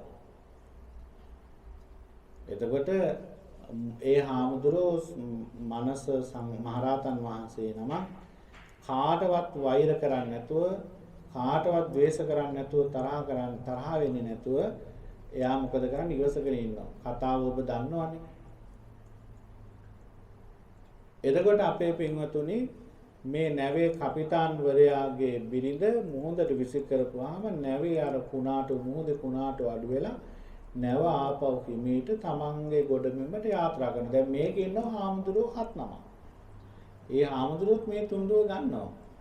නමුත් අර නෝනටමයි මේකෙන්නේ. බුදුහාමුදුරුවෝ ධම්සභා මණ්ඩපේ වැඩ ඉන්න වෙලාවේ දැන් මේ හාමුදුරුවන්ට මේක හරි පුදුමයක්. හිතා ගන්න බෑ මේ මොනේ කියලා. බුදුහාමුදුරුවෝ ධම්සභා මණ්ඩපේ වැඩ ඉදී මේ හාමුදුරුවෝ බුදුරජාණන් වහන්සේ ගාවට ඇවිල්ලා වන්දනා කළ මේ කාරණාව කියන බුදුහාමුදුරුවනේ මහා මොහොතේදී අපිට මෙන්න මෙහෙම දෙයක් සිද්ධ වුණා. ඇයි මේක මෙහෙම සිද්ධ වුනේ? ඒ ඇත්තිටම එහෙම නැත්නම් ඒ මාතාවටම මේ තුන්ඩුව ආවේ ඇයි ඒ විදිහට උනේ කියලා. බුදුරජාණන් වහන්සේ දිවසින් දකින අපේ පින්වතුනි අතීත කර්ම වේගය. මේ හැම දෙයකටම කර්ම වේග බලමු. බුදුහාමුදුරුවෝ හේතුඵලවාදයේදී එහෙම නැත්නම් පටිච්ච සමුප්පාදයේදී බුදුහාමුදුරුවෝ මොකද්ද පෙන්වන්නේ? ඕනෑම දෙයක් හටගන්නේ හේතුවක් මුල් කරගෙන. ඒ හටගන්න ඵලය තමයි කර්මයේ හැටියට අපේ හේතුඵලවාදයේදී බුදුහාමුදුරුවෝ පෙන්වන්නේ හේතුවක් මුල් කරගෙන තමයි හැම ක්‍රියාවක් ඵලයක්ම හටගන්නේ කියලා. එතකොට බුදුරජාණන් වහන්සේ පෙන්නනවා පින්වත් මහණෙනි මේ කාන්තාව මේ ආත්මෙ විතරක් නෙමෙයි මෙහෙම වතුරේ ගිලිලා මැරෙනවා. දැන් කතාව දික් වෙනවා. එහෙනම් මේ එක ආත්මයක වතුරේ ගිලිලා මැරුණු කතාවක් නෙමෙයි. කල්ප ගානක් තිස්සේ අය මේ විදියට දියේ ගිලිලායි මැරෙන්නේ. දියේ ගිලිලා මැරෙන්නේ දීර්ඝ කාලයක් තිස්සේ දීර්ඝ ආත්ම ගානක් තිස්සේ. එතකොට අපේ පින්වතුනි හේතුව තමයි එක ගෙදරක ගෘහණියක්. ඒ ගෙදර ආදරයෙන් කරුණාවෙන් හදන පුංචි බලු පැටියෙක්ව සුනකෙක්ව හදනවා. මේ සුනකයා අපේ පින්වත්තුනි මේ නිතරම පුංචි බලපැටවගේ ස්වභාවයනේ මේ ඇඟේ දැවටෙනවා හැපෙනවා ඇඟේ එල්ලෙනවා මෙයා කඹ කෑල්ලකින් කණුවක ගැට ගහලා වතුර ගේන්න ගඟට යනවා කලෙතර යන්නේ වෙන කල්පනාමක වෙන ප්‍රශ්නයක එහෙම ගිහිල්ලා ඉවර වෙලා වතුර කලයේ අරගෙන අනිත් පැත්තට හැරෙනකොට දකිනවා මේ gedara පුංචි ප්‍රශ්නයක් එක්ක යන්නේ හිත කලබලෙන් අර බලු පැටියා කඹේ කඩාගෙන කඹ කෑල්ලක් එක පස්සෙන් ඇවිල්ලා හිතට එන ආවේගයට තරහට මොකද කරන්නේ අර කලේ කටේ කඹ කෑල්ල ගැට ගහලා එපා කියපු දේ කරා කියලා මේ සතාවත් එක්ක කලේ විසික් කරනවා ගඟට ඔන්න බලන්න කරන ආසන්න කර්මය ඊටාම දැන් අපි හිතන්නේ නැති පුංචි කර්මයක් නේ සතෙක්ව මේ මරන්නේ ඝාතනය කරන වෛරයෙන් තරහෙන් ඒ කර්ම වේගය අපේ පින්වතුනි කල්ප කීයක් මෙයා වතුරේ ගිල්ලා මැරලා විපාක විඳිනවා එහෙනම් අපි දැන හෝ නොදැන හෝ ප්‍රාණඝාත කරන්න හොඳ නැහැ ඒවා සංසාරේ කල්ප ගානක් අපිට විපාක දෙනවා දැන් අද මේ වෙසක් පොයනේ අද අපේ ලංකාවේ පන්සලේ විශාල පිරිසකට දානයක් දෙනවා. හාමුදුරු 10-15 නමක් වඩම්මලා දායක මහත්තයෙක් විශාල දානයක් පූජා කරනවා. සිල් ගන්න උපාසක උපාසිකාව ඔක්කොටම දාන දෙනවා. දැන් අද මේ දවසේ හේතුව මොකද්ද දන්නවද? මීට අවුරුදු ගානකට කලින් මෙයාට හදවත් රෝගයක් ඇති වෙනවා. බොහොම අමාරුවෙන් මරණයෙන් බේරෙන්නේ. එයාගේ දරුවෝ ඉන්නවා පේරාදෙණිය විශ්වවිද්‍යාලයේ උගන්වන දරුවෝ. තාත්තව එකතු කරගෙන ගිහලා මෝහනය කරනවා. ඇයි එහෙම ලෙඩ වෙන්නේ? හේතුව තාත්තා හොඳ නිරෝගීමත් හොඳ ශක්තිමත් තාත්තා වෙනවා. එහෙම බලනකොට ගියාත්මේ මේ තාත්තා මැරලා තියෙන්නේ heart attack එකක් වෙලා. දැන් මේ ආත්මෙත් ඒක ඔන්න ආවා. ගියාත්මේ මැරලා තියෙන හදවත් රෝගය. දෙවෙනි ආත්මයට මෝහනය කරනවා දෙවෙනි ආත්මෙත් මෙයා මැරලා තියෙන කොහොමද heart attack එකක් වෙලා. එතකොට දැන් මේ ආත්මෙත් ඒක ඇවිල්ලා තියෙනවා. තුන්වෙනි ආත්මයට මෝහනය කරපුවම තුන්වෙනි ආත්මේ හේතුව හම්බ වෙනවා. තුන්වෙනි ආත්මේ මේ තාත්තා ඉපදලා ඉඳලා තියෙන කඩු ගන්නාවේ. ධනවත් පවුලක මෙයයි තමන්ගේ සහෝදරයයි විතරයි අම්මයි තාත්තයි කාර අනතුරක් වෙලා මරණයටපත් වෙනවා. දැන් මේ සහෝදරයයි විතරයි ඉන්නේ. ඉතින් මෙයාලට විශාල දේපලක් තියෙනවා. අයියා තමන්ගේ ජීවිතේ තරුණ වයසේ වෙනකොට විවාහ වෙනවා. නංගිට හැමතැනම විවාහයක් යෝජනාවක් බලනවා කොතනවත් හරියන්නේ නැහැ. ඉතින් හරියන්නේ නැති නිසා අපේ පින්වතුනි මේ විවාහය එන්න පරක් වෙනවා, කල් යනවා. අවසානයේ මොකද්ද වෙන්නේ? අයියාගේ දරුවෝ බලා ඉන්නවා. නංගි වයසට යනවා. අවසානයේ තීරණය වෙනවා මේ අර අයියාගේ නෝනයි කියනවා මේ දැන් අපේ දරුවන්ට අම්මා වගේ ඔයා සලකන හන්දා ඔයාට තියෙන දේපල ඉඩ කරනොත් අපේ දරුවන්ට ලියන්න අපේ ඔයාව අපේ දරුවෝ ඔයාගේ අම්මා වගේ ඔයාව බලා ගන්නවා කියලා. එහෙම කියලා අපේ පින්වතුනි ලියා ගන්නවා. ලියාගත්තට පස්සේ මොකද වෙන්නේ? අන්න වෙනස්කම් කරන්න පටන් ගන්නවා. හරියට දුක් වෙනවා. ඒ ඉඩකඩම් ලියලා Tamanට මහපාරට වැටෙන්න වෙනවා. හිතින් වේදනාව විඳ හිතින් අඬ ඉඳලා වේදනාවෙන් ඉඳලා මැරෙනවා. ඒ අම්මා මේ දැන් මේ මහත්තයා පන්සලට ඇවිල්ලා අපේ නායකයන්ට කියපු දේ තමයි අපේ නායක හාමුදුරුවනේ මම ඒ ආත්මේ නොදැනුවත්ව මේ තෘෂ්ණාව මේ ඉඩකඩම් දේපල වලට තිබ්බ ආසාව තෘෂ්ණාව නිසා නොදැනුවත්ව කරගත්ත පව නිසා මම ආත්ම දෙකක් මැරුණේ අඩු වයසින් හදවත් රෝගයක් ඇති වෙලා. එතකොට දැන් මේ ආත්මෙන් මට ඒක ඇවිල්ලා. එතකොට තව කල්ප කීයක් මම ඒ කරගත්ත කර්මය නිසා මේ විදිහට මැරෙන්න වේද කියලා මට හිතා ගන්න බෑ. ඒ නිසා මම මේ හැම පොයටම මේ ඔක්කොම සිල් ගන්න අයට දාන දෙන්නේ, සලු පූජා කරන්නේ, හාමුදුරුවන්ට දාන දෙන්නේ, පරිස්කාර පූජා කරන්නේ මොකක් ප්‍රාර්ථනා කරගෙනද? එදා නොදැනුවත් තෘෂ්ණාව නිසා කරගත්ත ඒ පව ගෙවෙන්න මගේ ඒ නංගි කොතන හරි ඉන්නවා නම් මේ පින් අරගෙන හොඳ තැනක ඉපදෙන්න. මේ සංසාරේ මං නොදැනුවත්ව කරගත් අකුසලයේ ගෙවිලා මගේ මේ අඩු වයසින් මැරෙන වේදනාවෙන් මැරෙන මරණය නතර කරගන්න. එතකොට හිතන්න අපේ පින්වතුනි බුදුරජාණන් වහන්සේ පෙන්වනවා තල වැපුරුව අපිට තල වපුරු කුඹුරෙන් පුරහම් බලාපොරොත්තු වෙන්න බෑනේ. ලැබෙන්නේ තලමයි. වී වැපුරුවත් වී වපුරු කුඹුරෙන් ලැබෙන්නේ වීමයි. ඒ වගේම තමයි අපේ පින්වතුනි මේ සංසාරේ අපි කරන කියන දේවල් ඒ විදියටම සසරට අපි අරගෙන යනවා. එහෙනම් මතක තියාගන්න අපි අද අෂ්ටාංග උපෝසත සීලේ හවස් යාමේ පවාරණය කළත් ඔබ ආපහු සිල්වත් වෙනවා. කුමන සීලයකින්ද? පංච සීලෙන්. යම් කිසි කෙනෙකුට පුළුවන් නම් මේ සිල්පද පහ ආරක්ෂා කරගන්න. අටසිල් අපි මාසෙට එක දවසක් සමාදන් වුණාට හැමදාම ජීවිතේ සමාදන් වෙන සිල්පද පහක් තියෙනවා. මොකද්ද? ප්‍රාණඝාතේ ඉඳලා රහමෙර දක්වා මොකෙන් අඩුම තරමේ පහ නැතුණ හතරක් හරි. ප්‍රාණඝාතය රැකීමේ ආනිසංස ඔබට මම කියන්නම්. සාමාන්‍යයෙන් ඔබට ඔබේ ජීවිතයේදී අත්දැකීමක් කරගන්න ඔබේ ජීවිතයේදී මෙවැනි අත්දැකීම් ඇති අපේ පින්වතුනි පරපණ නැසීම පවක් කියලා දන්න දවසේ ඉඳලා මම අද මේ වෙනකම් ප්‍රාණඝාතයක් කළා නැහැ. ඒ කියන්නේ අපි හිතමුකෝ මේ මඩවලක යනකොට කූඹියක් හරි වැටලා හිටියා කියලා මම යන ගමන කොච්චර හදිසුණත් ඒ සතාව ගොඩින් තියලාමයි යන්නේ. ඒකේ ආනිසංස විදියට මේට අවුරුදු 18 20කට විතර උඩදී දියේ ගිලිලා වැව මැදදී මැරෙන්න ගියපු එකකින් මම බේරුණා. ඒ මං අදටත් විශ්වාස කරනවා මම ප්‍රාණඝාත කරන්නේ නැති ඒ සීලේ ආනිසංස කියලා. ඊළඟට දැනට අවුරුදු 18කට 20කට උදදී ඒ වගේම කර්ම වේගයක් අනතුරක් හැප්පුණා. ඒ හැප්පුණු විදියට හැමෝම කියමු පොඩි හාමුදුරුවෝ කුඩු වෙලා ඇති කියලා. ඉතින් කෑලි අහුලන්න වෙන තත්ත්වයේ ඒ තරම් අනතුරක්. ඒ නියපිටකටවත් සීරිල්ලක් නැහැ. උඩ විසිරලා මහ පොළොවේ වැටිලා හැප්පිලා ගිය වාහන කුඩු වෙලා එහෙම උනේ.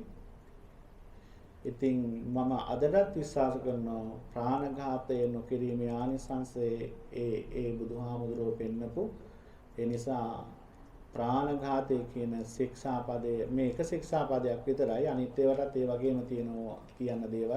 නමුත් අපේ පින්වතුනි මේ සිල්පද පහ අපිට ආරක්ෂා කරගන්න පුළුවන්. ඔබට පහම එකපාරේ බැරි වුණත් එකින් එක දැන් අපි කියමුකෝ අපි අතින් මේ සිල්පද බිඳුනට කමන්නේ. බිඳුනහම ආයෙ මතක් කරගෙන තමන් හිතින් පන්සේ සමාදන් වෙලා හරි ස්වාමින් වහන්සේ නමක් මුණ ගැහිලා සමාදන් වෙලා හරි ඒක අලුත් කරගන්න. බින්දෙන්න අලුත් කරගෙන බින්දුනා වැරදුනා කැඩුනා නතර වුණා කියලා දැනගෙන මනසින් ඒක ආරක්ෂා කරගන්න. ඒක පුරුදු පුහුණු වෙන ඊළඟ ආත්මයට. එතකොට අපේ පින්වතුනි ඊළඟ ආත්මේ අපි ආන් අර කියන දුගතිය උපදින්න තියෙන අවකාශය අඩු වෙනවා. දැන් ඔබ මේ ආත්මේ මනුස්ස සත්වෙක් වෙලා උපදිලා ඉන්නවනේ. ඊළඟ ආත්මේ ඔබ කැමතිද പ്രേත ලෝකේ උපදින්න? කවුරුත් කැමති නැහැ. මොනවාද പ്രേතයන්ගේ ආහාර සෙම සොටු. මල මුත්‍ර අසුචි. දැන් සාමාන්‍ය සරලව කියනවා නම් තිරිසන් අපාය ඉපදින්න කෙනෙක් නේ තිරිසන් සත්වයේ බල්ලෝ එහෙම කුණු වෙච්ච ඒවා හුලගෙන ඇවිල්ලා කනවා අසුචි ගොඩවල් කනවා මල මුත්‍රා කනවා ඒ යාළගේ ලෝකේ ආහාර. එතකොට අපි ඉපදුනොත් අපි කොච්චර අකමැති වුණත් අපිට බත් රස නැහැ. අපිට රස මොනවද? අර කුණු වෙලා ගලන පණුවම් බේරෙන ඒ ඕජාව වැగిරෙන දේවල් තමයි අපිට රසම. ඒ ලෝකේ හැටි. එතකොට මනුස්ස ලෝකෙ ඉපදුනහම ඒ මනුස්ස ලෝකෙ දැන් අපි මනුස්ස ලෝකෙ ඉපදෙන්න කරන පින් තියෙනවා. දිව්‍ය ලෝකෙ උපදින්න කරන පින් තියෙනවා. නිවන් අවබෝධ කරගන්නකම් මේ සසර කෙටි කරගන්න ඒ පින් හේතු වන ශක්තිමත් කරගන්න බලවත් කරගන්න ක්‍රම තියෙනවා. එතකොට අපේ පින්වතුනි අපි බැරි වෙලාවක් දැන් භයානකම දේ තමයි මේ ජීවිතේ දැන් අපි අද ඉන්නේ මනුස්ස ලෝකේ. දැන් මම ඔබට කිව්වා කෝටි 800කටත් වඩා අඩු පිරිසක් මනුස්ස ලෝකේ මිනිස්සු ඉන්නේ. ඒක බුදුහාමුදුරුවෝ එදා ඉඳන් පෙන්නනවා. හැබැයි අපේ පින්වතුනි මේ අවකාශය තුළ අපිට නොපෙනෙන අප්‍රමාණ දුක් වේදනා විඳින සත්‍යයන් ඉන්නවා. ඒ අය විඳින දුක කොයිතරම්ද කියලා කියා ගන්න බෑ. මම පුංචි කාරණා දෙක තුනක් කියන්නම්. සමහර විට ඔබේ ගෙවල් වලත් මෙවැනි අත්දැකීම් ඇති. ඔබේ ජීවිතවලත් මෙවැනි අත්දැකීම් ඇති. ඒ වගේම තමයි ඔබට මේ මං කියන අය යම් දවසක මුණ ගැස්සලා කතා කරලා ඔයා මේ අත්දැකීම කොයිතරම් ජීවිතේ වේදනාවක් පිණිස උනාද කියන එක කතා කරන්න පුළුවන් අවස්ථාව හදලා දෙන්න පුළුවන්. පුංචි කාරණාවක් කියනවා නම් එක ගෙදරක ඒ කතෝලික ගෙදරක් රාත්‍රියේ අපේ ස්ථාව ස්වාමීන් වහන්සේ නමක් සමග රාත්‍රියේ ආව අපේ පින්වතුනි පිරිත් ටිකක් කියා ගන්න කියලා මේ ගෙදරට එක්කගෙන යන මේ කතෝලික ගෙදර එක දරුවෙක් රෝගී වෙලා යාව බේර ගන්න බැරි තරම් කෑ ගහනවා දඟලනවා කියලා. ඒ මමත් එක්ක ගියපු අනිත් හාමුදුරුවෝ දැන් ඇමරිකාවේ ඉන්නේ. ඇමරිකාවේ අපේ උපරතන නායක හාමුදුරුවොත් එක්ක ඒ හාමුදුරුවෝ දැන් වැඩ ඉන්නේ. ඒ හාමුදුරුවෝමයි තමයි මේ පිරිත් කියන රාත්‍රියේ ගියේ. එතකොට අපේ පින්වතුනි අපේ ගෙදර වත්ත ඇතුළට යන්න අතරමඟ තව සිදුවීම් ගොඩක් වුණා. ඒවා නොකිය මේ කියන්නේ ගෙදරින් වත්තට ඉඩමට යන්න හදනකොට අර කෙනා 7-8 දෙනෙක් ගෙදර සාලේ තියාන හයියෙන් තදකට අල්ලගෙන ඉන්නවා. ඒ 7-8 දෙනාටවත් බෑ මේ කාන්තාව මේචල් කරන්න. ඒ තරම් කාය ශක්තිය විසික් කළා දානවා. ගෙදර වත්තට ඇතුල් වෙන්න හදනකොට කෑ ගහලා කිව්වා අනේ හාමුදුරුවනේ වත්තට ඇතුල් වෙන්න එපා මාව පිච්චෙනවා දනවා මට තවත් ඉවසගෙන ඉන්න බෑ එන්න එපා ඔබ වහන්සේලා එන එක නතර කරන්න මං සෑහෙන උත්සාහ කළා හරි කියන එක නතරමඟ වෙන සිදුවීම් ගොඩක් තියෙනවා දිග වැඩි හන්ද මේ මාතෘකාවට මේ කෙටියෙන් කියන්නේ ඉතින් අවසානයේ කියන අපේ පින්වතුනි දරා ගන්න බෑ පිච්චෙනවා කියලා. ඉතින් ගෙදරට ගිහිල්ලා ඉඳගෙන දැන් පිරිත් දේශනා කළා. පිරිත් දේශනා කරනකොට කිව්වා මේ මම ඇහුවා කවුද? ඇයි මේ කරදර කරන්නේ? කවුද මේ කියලා. අන්න එතකොට තමයි අපේ පින්වතුනි කතා කළේ මීට දින ගණනාවකට කලින් ඒ ගෙදර ආච්චි මේ ඉඩකඩම් වල ගෙවල් දොරවල අයිතිකාරයා මැරිලා. මේ දරුවෝ මුණුබුරු ඇයට සලකලා නැහැ ආදරෙන් කරුණාවෙන්. මැරිලා තියෙන්නේ වෛරයෙන් තරහෙන්. එයා නරක ජීවිතයක නරක තැනක ඉපදිලා මේ අයගෙන් පරිගන්න ඉන්නවා. මේක දැනගත්තේ කොහොමද කියලා ඉස්සෙල්ලා මම ඇහුවා මේ ගෙදර අය කිව්වා ගෙදර මස් මාළු උයපුවාම මේ එක වේලයි කන්නේ මුට්ටි පිටින් අතුරුදහන් වෙනවලු.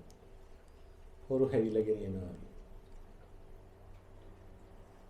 මුට්ටි පිටින් අතුරුදහන් වෙනවා. ඊළඟට මම ඇහුවා දැන් මේ ඊළඟට කොහොමද මේවා හොයාගත්තේ එක දවසක් ඒ ඔය කියන තරුණ ළමයා ඉන්න කාමරේ හරිම කුණු ගඳක් ඇවිල්ලා. මිනිස්සෙක් මරනවා වගේ කුණු ගඳක්. ඊළඟට ගිහිල්ලා බලනකොට අර ඇඳ යට මේ මාළු මස් උයපු හැලි වලන් 3-4ක් තියෙන ඒව පණුව බේරෙනවා. හැබැයි අත දාලා කාලා. අර ළමයා ඒව කුණු වෙනකන් හංගගෙන තියාගෙන ඉඳලා ඒ කුණු වුණු පණුව බේරන එක තමයි අරගෙන කන්නේ. දැන් අර තිරිසන් ලෝකෙ ඉපදුණු බල්ලන්ගේ අතරයි මේ මනුස්ස ලෝකෙ ඉපදිලා ඉන්න කෙනාගේ මේ ශරීරයට ආපු කෙනා නිසා එයා හැසිරෙන විදිය අතර වෙනසක් තියනවද නැහැනේ. එහෙනම් බුදුහාමුදුරුවෝ කියනවානේ പ്രേත ලෝකෙ මොනවද ආහාර? പ്രേතයන් දැන් වැගිරෙන දේවල් වලින් ලබන ආග්‍රහණය ලෙව කාලා සුවඳ විඳලා තමයි යාලා ජීවත් වෙන්නේ. එතකොට අර තිරිසන් ලෝකේ සත්‍යයන් එහෙම දැන් අපේ පින්වතුනි මගේ ජීවිතේ මම මරණයකට නම් තාම කරගහලා නැහැ. ඔබ ඔබේ ජීවිතේ මිනිස්සු මරුණාම සොහන දක්වාම කරේ තියන්න මිනිහ ගෙනිලා තියනව නේද? මගදී කර තියාන යනකොට මම අහලා තියෙන කතාවක් සොහන ළඟට යනකොට බර වැඩි වෙනවා කියලා. බර වැඩි වෙනවා කට්ටිය කරින් කරට මාරු කර ගෙනියන්නේ කියලා. එතකොට දැන් මේ අපේ ජන සමාජයේ අහන කියන දේ. නමුත් තථාගත ධර්මයේ තුල කොහොමද මේක පෙන්වන්නේ? මේ අවකාශය තුල අවට ලක්ෂ කෝටි ප්‍රකෝටි ගණක් ඉන්න ප්‍රේතයෝ, යක්ෂයෝ, කුම්භණ්ඩයෝ, මල පෙරේත අපි මල පෙරේතයෝ කියන්නේ. මල පෙරේතයෝ. එතකොට මොකද කරන්නේ? අර මිනිහක් යනකොට ගෙනියනකොට මේ අය අර දැන් හිතන්නකො වල්ලෝ ලක්ෂයක් විතර ඉන්නවා. එතනට මස් කට්ටක් විසි කරොත් මොකක් වෙයිද? අර රෑනම එක පොදියට අර කට්ට පැත්තේ ඔක්කොම කපාගෙන කෑ ගහගෙන ලේ පෙරාගෙන විකාගෙන ඒ අය මරා ගන්නවනේ. මේ දේහයක් මේ මල සතෙක් මේ මල කුණක් සොහොනට ගෙනියනකොට අර දාස් ගානක් ඉන්න අය ඔක්ක පොදියට ඇවිල්ලා මේකට ගොඩවිවි මේකට ගොඩවිවි ඇයි මේ තමන්ගේ ආහාරය ගේන්නේ. ඒ ආග්‍රහණය කරමින් ඒවල් ලෙව කමින් හැබැයි ඒ අය හැමතැනම නෑ එයාලගේ විමාන යාලා ඉන්න තැන් තියෙනවා. ඒ තැන්වල ගොඩාක් ඒ අමනුස්ස කොටස් ජීවත් වෙනවා. දැන් උදාහරණයකට කියනවා නම් මට මේක දැනලා තියෙන ඔබටත් දැනලා ඇති බලන්න. ඔබගේ ගමේ ගෙදර යනකොට සමහර තැන්වල ඔබට දැනලා ඇති පිච්ච මල් සුවඳ එනවා. දැනලා නැද්ද කවදා මල් සුවඳ? සමහර තැන්වල. හැබැයි එතන මල් ගහතිය මල් පඳුරක්වත් නැහැ. මලක් පිපෙන්න තැනක් ඇත්තේ නැහැ. හැබැයි පිච්ච මල් සුවඳ. ඒ ස්ථානවල අපිට පෙනෙන්නේ නැති වුණාට අපිට දැනෙනවා මේ මනුස්ස ශරීරයේ මනුස්සයාට දැනෙනවා දෙවි දේවතාවන් වැඩෙන්න දේව විමාන තියෙන තැන් ඒ. දෙවියන් ඉන්නේ යාළගේ විමාන තියෙන. අපිට පේන්නේ නෑ යාළගේ විමාන හරිම ලස්සනයි. අපි ඒවා දැක්කොත් ඒවා විනාශ කරනවනේ හොඳ වෙලාවට අපිට ඒවා පේන්නේ නැත්තේ. හරිම ලස්සන විමාන තියෙනවා. දෙවියන්ගේ විමාන වගේම තවත් විමාන జాතියක් තියෙනවා. ඔබට සමහර තැන් වලින් යනකොට දැනලා ඇති මහා දරා ගන්න බැරි කුණු ගඳවල්. කුණු ගඳවල් දැනලා තියෙනවා. හැබැයි එතන සතෙක් පුච්චලාවත් සතෙන් මැල්ලවත් මල කුණක්වත් මඩවලක්වත් නැහැ. ගඳ දැනෙනවා. ඒ තැන්වල අමනුෂ්‍යයන් ජීවත් වෙන යාළගේ විමාන තියෙනවා. ඒ අය ඒ තැන්වල පවුල් පිටින් පොකුරු පිටින් ගම්මාන පිටින් තියෙන ඒවා නතර වෙලා ඒ අය ජීවත් වෙනවා. ඒ අය කරපු කර්ම අපිට පේන්නේ නැහැ. ඒ කර්ම වේකේ ඒ අය ගෙවනවා. මෙන්න මේ අය තමයි අර සෝහනට ගෙනියනකොට මේ ශරීරයට ගොඩ වෙනයි. ඒකෙන් වැగిරෙන සැරව සෙම පූය කාලා තමයි අය ජීවත් වෙන්නේ. එතකොට ඒ ශරීරයක් මහ පොළොව යට කරපු ගමන් හැදෙන කෝටි ගණන් පණුව. ඒ මේ මනුස්ස ලෝකේ පෙර සංසාරේ ඉපදිලා අපි වගේ මේ හිටපු අය තමයි ඒ අය කරගන්න කර්ම වේගය අනුව ඒක ලෙඩ වෙලා ඉන්න කෙනා හැලි වලන් වලට අතදා කාපු මේ ළමයාගේ ශරීරයෙන් පිරිච්චලා පිරිත් වල බැඳලා එයා නිරෝගීමත් වෙනකොට මෙන්න එයා අල්ලගෙන ඉන්න අනික් කෙනා ඇදගෙන වැටෙනවා. අපි තමයි හිතා ගන්න බෑනේ හොඳට ඉන්න මිනිස්සෙක් එහෙම ඇදගෙන වැටුනාම. ඉතින් මේ එයාට පිළිත් කියලා මේ ඔපනකොට වෙන්නේ ඊළඟ කෙනා. අර හත් දෙනාම ලෙඩ කියලා ඔක්කොම මනස දුර්වලයි කියන එක කියන්නේ. ඊළඟට අවසානට ඇහුවා මොනවද මේ යන්න මොනවද ඕනි කියලා ඇහුවා. යන්න මොනවද ඕනි කියලා ඇහුවාම කොහොම හාමුදුරුවන්ගේ විදිහට මං යන්නේ නැහැ යන්න බෑමකෝ මරා එකෙක්ව අරගෙන යනවා කියලා මම කිව්වේ. මේ හාමුදුරුවන්ගේ විදියට බණක් කියලා. ඒ කියන්නේ මෙයාලා ආගමේනේ. හාමුදුරුවන්ගේ විදියට බණක් කියලා දානයක් දීලා මට පින් දෙන්නකෝ මම යන්නම් කියලා අන්තිමට. ඇයි අර පිරිච්ච වෙනකොට යාට ඉන්න බෑ පිච්චෙනවා දනවා. මෙන්න මේ හේතුව නිසා තමයි අපේ පින්වතුනි බුදුරජාණන් වහන්සේගේ ධර්මයේ තුල අපි පෙන්වන්නේ බුදුරජාණන් වහන්සේ පෙන්වන්නේ අපි සාමාන්‍යයෙන් අපේ ගෙදරකට අවුරුද්දකට සැරයක්වත් හාමුදුරුවන් වහන්සේ නම වඩම්මලා දාන ටිකක් දීලා ගෙදර මළගියට පින් දීලා ඒ ආශිර්වාදය ලබා ගන්නවා කියලා. ඇයි මේ හාමුදුරුවන්ගේ තියෙන සීලය හාමුදුරුවන්ගේ වගේ මේ චීවරය දරාගත්ත මේ සිවුර හැමෝටම දරා ගන්න බෑ අපේ පින්වතුනි. ඒවට සංසාරේ මහා පිනක් තියෙනවා. එවැනි කෙනෙක් ගෙදරට වැඩම කරනකොට ඒ ගෙදර තියෙන දෝෂ නැතිව යනවා. අමනුස්ස දෝෂ තියෙනවා නම් අමනුස්සයන් ඉන්නවනම් යාළට ඉන්න බැරුව යනවා. භූමිය පිරිසුදු වෙනවා. ඒ නිසා තමයි ගෙදරකට හාමුදුරු කෙනෙක් වඩම්මලා පිරිත් චුට්ටක් කියලා දාන ටිකක් අවුරුද්දකට සැරයක්වත් අපි දෙන්න පුරුදු කරගන්න ඕනේ අපේ ගෙවල් වල. අර කරදර, දෝෂ, විපත්, අතුරු ආන්තරාවන් දුරු වෙනවා. එහෙම දාන දීලා පින් දුන්නාට පස්සේ තමයි අදටත් ඒ අය බොහොම නිරෝගීමත්ව ජීවත් වෙනවා. අද මේ වෙනකන් කරදරයක් නැහැ. එහෙනම් දැන් ඔබට තේරෙනවා, පේනවා බුදුරජාණන් වහන්සේ පෙන්වුවා මනුස්ස ජීවිතය තාම ස්වල්පයයි තියෙන්නේ. නරක ජීවිත තමයි වැඩි. ඒ නිසා අපේ පින්වතුනි මේ වෙසක් පුන් පොහොය දවසේ අපි අපේ හිතට අදිෂ්ඨානයක් ඇති කරගමු. මේ සීලය සමාදන් වී පවාරණය කිරීමෙන් අනතුරුව ඊළඟට අපි පංච සීලය සමාදන් වුණාම මේ සීලේ එක සිල්පද හරි ප්‍රගුණ කරා. එහෙනම් ආන්‍යකේන අදිෂ්ඨානය ඇති කරගෙන අපි දැන් කල්පනා කරමු පැය එකමාරකට ලං වෙන කාලයක් අපි තාම සද්ධාවෙන් යුක්තව ධර්ම ශ්‍රවණය කළා. ඔබ යම් බුදුරජාණන් වහන්සේ දේශනා කළ යම් කාරණාවක් මේ ධර්මයේ තුලින් අවබෝධ කරගත්තයි තමයි මේ සසර බිහිසුණුයි භයානකයි මග වරදින්නට පුළුවන්. ඒ නිසා මග වරදින්නේ නැති වෙනවා අපි යම් සීලයක් සිත තුළ ගොඩනගාගෙන සිත ප්‍රගුණ කළොත් කියන කාරණාව අවබෝධ කරගන්න. එහෙනම් දැන් අපි කල්පනා කරගමු මෙපමණ වෙලාවක් සිත සකස් කරගනිමින් බණ අහලා හිත පහදවාගෙන රැස් කරගත්ත මේ උතුම් වූ පුණ්‍ය ධර්මයන් ලෝකේ ශාසනය ආරක්ෂා කරන ඔබ ආරක්ෂා කරන සියලු දෙවියෝ මේ පින් අනුමෝදනා වේවා. දෙවියන්ගේ ආශිර්වාදය ඔබ සියලු දෙනාට යහපත පිණිසම සැලසේවා. අපි අනුමෝදනා කරන පින් ලබා ගන්න සියලු දෙවි දේවතාවෝ ආර්ථනීය බෝධියකින් උතුම් වූ නිවනින් සැනසෙත්වා කියන අරමුණින් කවුරු සාදු කියලා දෙවියන්ට පින් දෙනවා. ඒ වගේම අපේ පින්වතුනි මළගිය ඥාතීන්ට අපි පින් අනුමෝදනා කරමු. සියලු දෙනා නමින් මිය පරලෝකීය සියලු මළගිය ඥාතියෝ මේ පින් අනුමෝදනා වේවා. එයයි දුකින් අත මිදේවා සැපවත් වේවා.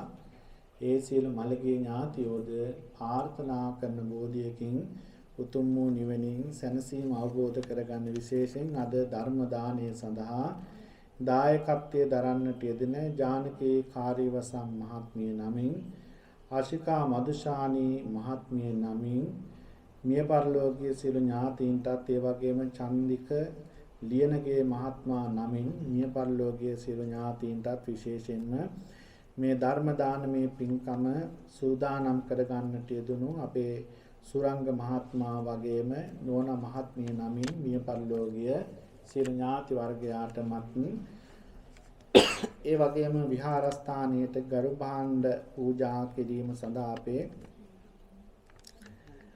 ඉරේෂා මහත්මිය නමින් මිය පරලෝකීය සියලු මළගිය ඥාතීන්ටත් මේ පින් අනුමෝදනා වේවා. සියලු දෙනාගේම පරලෝක ජීවිතයේ සුවපත් වේවා ප්‍රාර්ථනා කරන බෝධියකින් උතුම් වූ නිවනින් සැනසෙත්වා කියන අරමුණින් සාදු කියලා ඥාතීන්ට පින් අනුමෝදනා කරමු. සිද්ධ කරගත්තා වූ පුණ්‍ය ධර්මයන් සිය සමාදන් වුණ මේ සියලු පින්වතුන්ට ධර්ම ශ්‍රවණය කළ ඔබ සියලු දෙනාටමත් ඒ වගේම දානීය පූජා කළ සෑම සියලු දෙනාටමත් ඒ වගේම අපේ සුරංග මහත්මයා ඒ වගේම නෝන මහත්මිය ප්‍රධාන ඒ අයටත් ජානකී කාර්යවසම් මහත්මිය අසිකා මදුශානි මහත්මිය අතුරු දෙමව්පියෝ දෙපළටත් ඒ වගේම චන්දික ලියනගේ මහත්මයාගේ ජීවිතයේ සියලු කටයුතු සාර්ථක වේවා කියන අරමුණින් එතුමාගේ ජීවිතයටත් දෙමව්පියන්ට ඒ වගේම මේ උතුම් වූ පින්කම සිද්ධ කරන මේ සත්පුරුෂ පින්වතුන්ට ඒ වගේම අපේ ඉරේෂා මහත්මියට ඇයගේ ආදරණීය මෑණියන් වහන්සේට අපි සෑම සියලු දෙනාටම මේ පුණ්‍ය ධර්මයන් අනුමෝදනා වීම තුළින් අපේ විජිත වංශ ලොකු හාමුදුරුවන්ගේ ආදරණීය මෑණියන් වහන්සේ ප්‍රධාන අපි සෑම සියලු දෙනාටම උතුම් වූ චතුරාර්ය සත්‍ය අවබෝධයේ පිණිසම මේ පුණ්‍ය ශක්තිය හේතු වේවා වාසනාව වේවා කියන අරමුණින් කවුරු සාදු කියලා ප්‍රාර්ථනාවන් සිද්ධ කරනවා. ඉමිනා පුඤ්ඤ කම්මේන මාමේ බාල සමාගමෝ සතං සමාධෝතු යාව නිබ්බාන පත්තියා ඉමිනා පුඤ්ඤ කම්මේන යාමේ බාල සමාගමෝ සතං සමාගමෝ තුයා නිබ්බාන පත්තියා මිනා පුඤ්ඤ කම්මේන මා බාල සමාගමෝ සතං සමාගමෝ තුයා නිබ්බාන පත්තියා සාදු කියන කවුරු හොඳයි අපේ පින්වත්නි අපි පුංචි වෙලාවක්